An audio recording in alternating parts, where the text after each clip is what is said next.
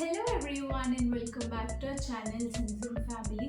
మీ 2025లో YouTube start చేయాలి అనుకుంటే డోంట్ వెయిట్, స్టార్ట్ చేసేయండి. కానీ మీరు స్టార్ట్ చేసే ముందు ఫాలో చేయాల్సిన కొన్ని టిప్స్ నేను ఈరోజు ఈ వీడియోలో మీతో షేర్ చేసుకుంటాను. డెఫినెట్గా ఫాలో అవ్వండి, మీకు చాలా యూస్ఫుల్గా ఉంటాయి. ఫస్ట్ థింగ్, మీరు యూట్యూబ్ స్టార్ట్ చేయాలి అనుకునేటప్పుడు మనం ఫేస్లెస్ వీడియోస్ చేస్తే మీకు ఇంటరాక్షన్ పెద్దగా అవసరం లేదు. కానీ మీరు మీ ఫేస్ చూపిస్తూ మాట్లాడాలి, వీడియోస్ రికార్డ్ చేయాలి అనుకుంటే మీకు కెమెరా షై, లేదంటే కెమెరా చూసి మాట్లాడడం, విత్ వాయిస్ ఎలా మాట్లాడాలి అని ఒక క్లారిటీ ఉండాలి. ఫస్ట్ థింగ్ ఏంటంటే, మీరు స్టార్ట్ చేయాలి అనుకునేటప్పుడే start recording in the sense, మీకు మీరు వీడియో తీసుకోండి. మీరు ఒక టాపిక్ సెలెక్ట్ చేసుకొని ఆ టాపిక్తో వీడియో క్రియేట్ చేయండి. క్రియేట్ చేసి దానికి వాయిస్ యాడ్ చేసి basic editing like InShot, Canva use చేసి మీరు థంబ్నెయిల్స్ క్రియేట్ చేయడం, ఇలా basic editing and video recording with audio try చేయండి. అది పోస్ట్ చేయొద్దు, బట్ మీకు ఒక ప్రాక్టీస్ లాగా ఉంటుంది. ఒక 4 to 5 వీడియోస్ మీరు క్రియేట్ చేయండి. క్రియేట్ చేసిన తర్వాత మీకు ఒక ఐడియా వస్తుంది. మీరు ఏదైనా మీకు తెలియకపోతే మనకి యూట్యూబ్లోనే ఎలా ఒక ఇన్షర్ట్ యూస్ చేయాలన్నా, క్యాన్వా యూస్ చేసి థంబ్నెయిల్ ఎలా క్రియేట్ చేయాలి అని యూట్యూబ్లోనే చూసి మీరు అది నేర్చుకొని ఇంప్లిమెంట్ చేయండి. ఎందుకంటే మనం కొంచెమైనా అంటే వీడియో క్రియేట్ చేసేటప్పుడు ఒక మంచిగా క్రియేట్ చేయడం వచ్చిన తర్వాత పోస్ట్ చేయడం బెటర్. సో మీరు పోస్ట్ చేసే స్టేజ్కి వచ్చేటప్పటి వరకు మీరు కొంచెం ప్రాక్టీస్గా ఉండడానికి కోసం కొన్ని వీడియోస్ క్రియేట్ చేయండి. అప్పుడు మీకు ఒక ఐడియా వస్తుంది. సో అలా మీరు పోస్ట్ చేయడం స్టార్ట్ చేయొచ్చు. సెకండ్ థింగ్ వచ్చి కన్సిస్టెన్సీ. మీరు ప్రాక్టీస్ చేసి పోస్ట్ చేయడం స్టార్ట్ చేసిన తర్వాత మీరు పోస్ట్ చేసిన వెంటనే మీకు వ్యూస్ రావు. లైక్ చాలామందికి ఇట్ విల్ టేక్ ఇయర్స్ వాళ్ళకి బేసిక్ ఒక 1000 వ్యూస్ రావడానికి. సో మీరేంటంటే కన్సిస్టెంట్గా ఉండాలి. మీరు షార్ట్స్ పెట్టాలి అనుకుంటే ఎవ్రీ ఆల్టర్నేట్ డే పోస్ట్ చేయండి. ఆర్ లాంగ్ వీడియోస్ పెట్టాలి అనుకుంటున్నారా, అయితే వీక్లీ 3-4 వీడియోస్ పెట్టాలి.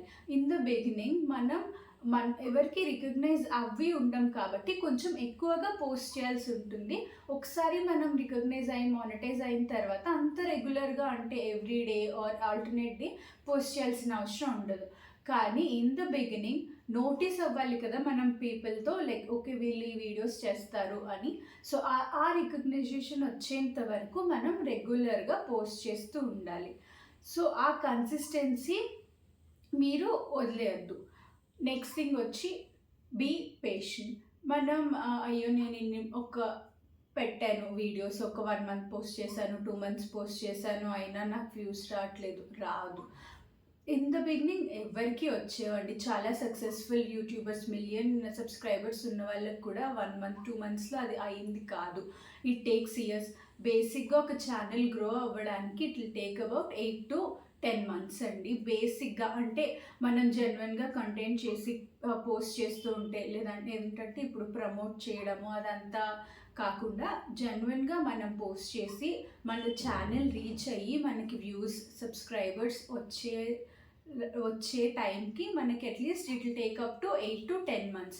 సో మీరు పేషెంట్గా ఉండండి.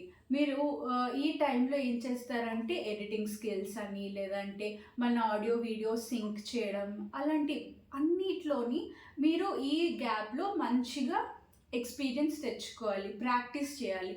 అప్పుడు మనకి ఒక ఛానల్ క్రియేట్ అయింది అని అందరూ మనల్ని రికగ్నైజ్ చేసే టైంకి మనం చాలా ప్రొఫెషనల్గా వీడియోస్ రికార్డ్ చేసి పోస్ట్ చేస్తే మనకి ఉన్న సబ్స్క్రైబర్స్ని మనం హోల్డ్ చేసుకోవచ్చు.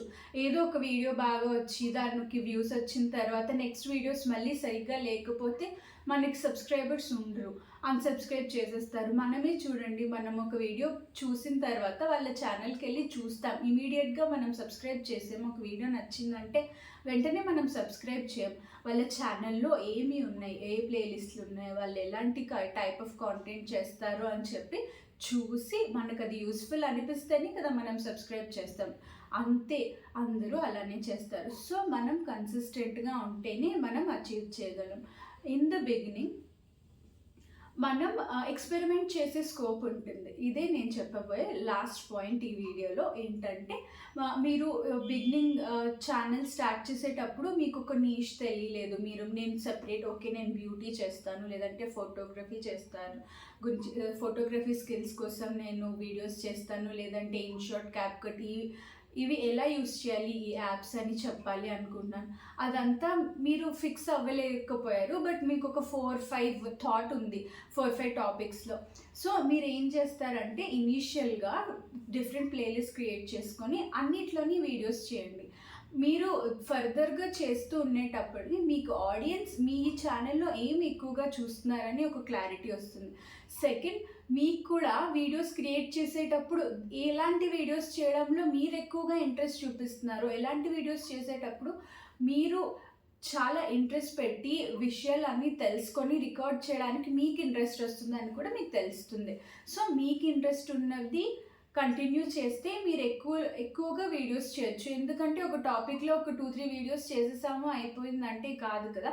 ఇప్పుడు మనం చూస్తే మనం ఎగ్జామ్స్కి ప్రిపరేషన్ కోసమే చూస్తాం. ఒక పైథాన్ కోర్స్ చూస్తే వాళ్ళు ఎలా చేస్తారు, ఒక సిరీస్ ఆఫ్ వీడియోస్ పైథాన్ అన్నీ లైన్గా ఉంటాయి.